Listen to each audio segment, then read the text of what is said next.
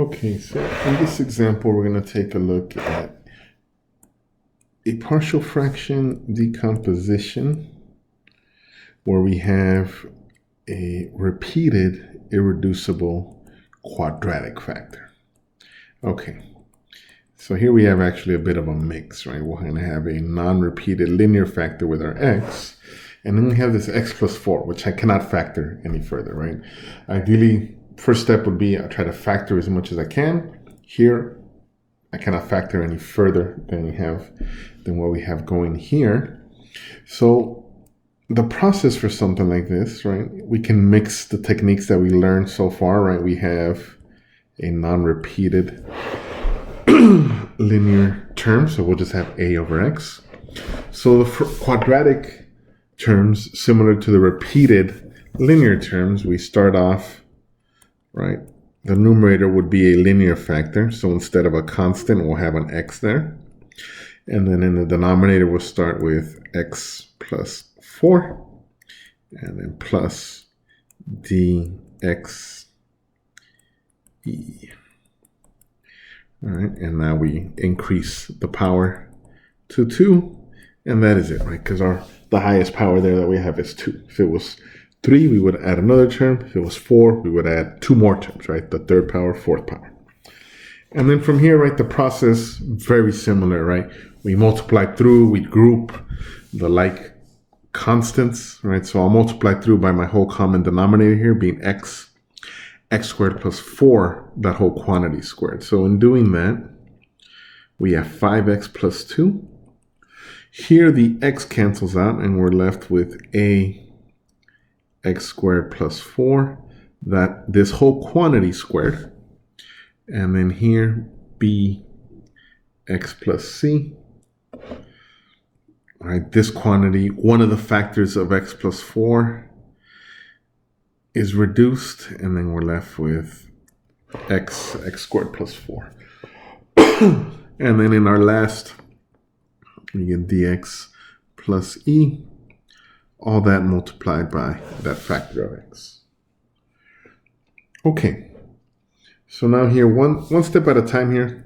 As we can see, this gets a bit hairy here, but again, just being organized is going to be very helpful here. All right, and don't try to do too much in each step, right? So here, all I'm going to do right here is I'm going to expand this x squared plus 4 squared. Remember, we FOIL it out. So we get x to the 4th.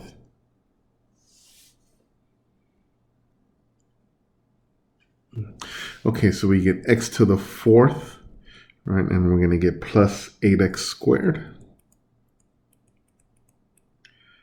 plus 16 at the end. Okay, and then here,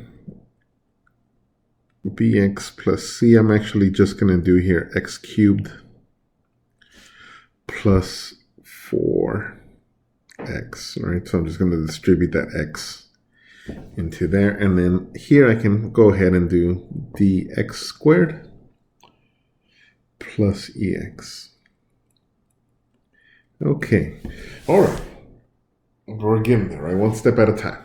All right, so from here, I'll go ahead and distribute that a here. So we get a. So here, this stays the same, right? 5x plus 2. A x to the 4th plus 8ax squared plus 16a. I'm going to FOIL this out here. So we'll get plus b x to the 4th. First outer plus 4bx squared. Inner plus cx cubed.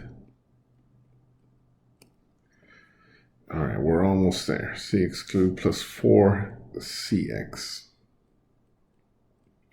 And then plus dx squared plus ex. Okay. All right. Okay, so now let's group what we have so far, right?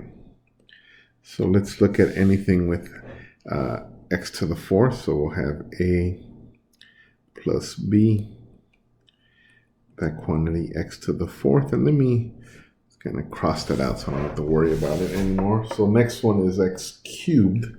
So we get plus cx cubed.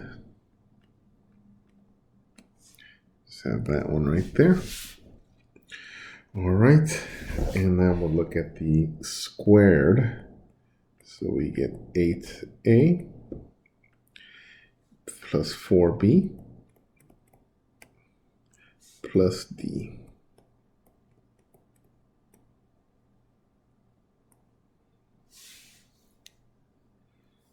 All right. All of that to my x squared. Okay, all right. Always kind of keep it slow. I want to make sure that I have everything here. All right, so now on the next term are our linear terms. So for x, it looks like we have 4c plus e. X, and then lastly 16a to be our constant term. Okay, so I think I have it all there. Okay, so now let's start equating some of these values here. So a plus b, notice there's no x to the fourth, so that'll be c. There's no x cubed, so c equals to 0. Excuse me, a plus b will be equal to 0. There's also no x squared, so we get 8a plus 4b plus d equals to 0. And here we have 4c plus e. That'll be 5. And then lastly, 16a is equal to 2. Okay, so right away we do have one of our constants, c is equal to 0. Here I can divide by 16, the 16a equals 2, and we get a is going to be 1/8.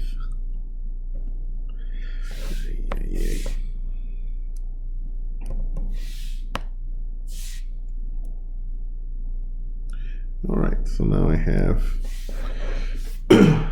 that, and then just looking at what we have here, if c is 0, that means right away we could see e is equal to 5.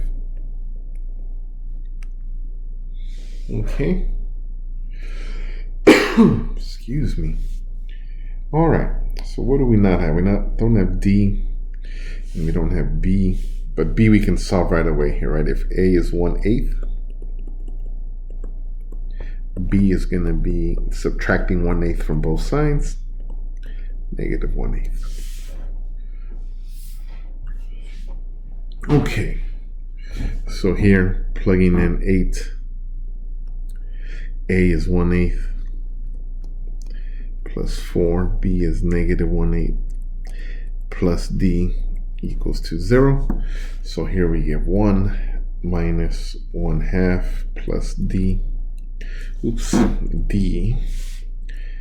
Okay, so again, just be very careful here each step of the way.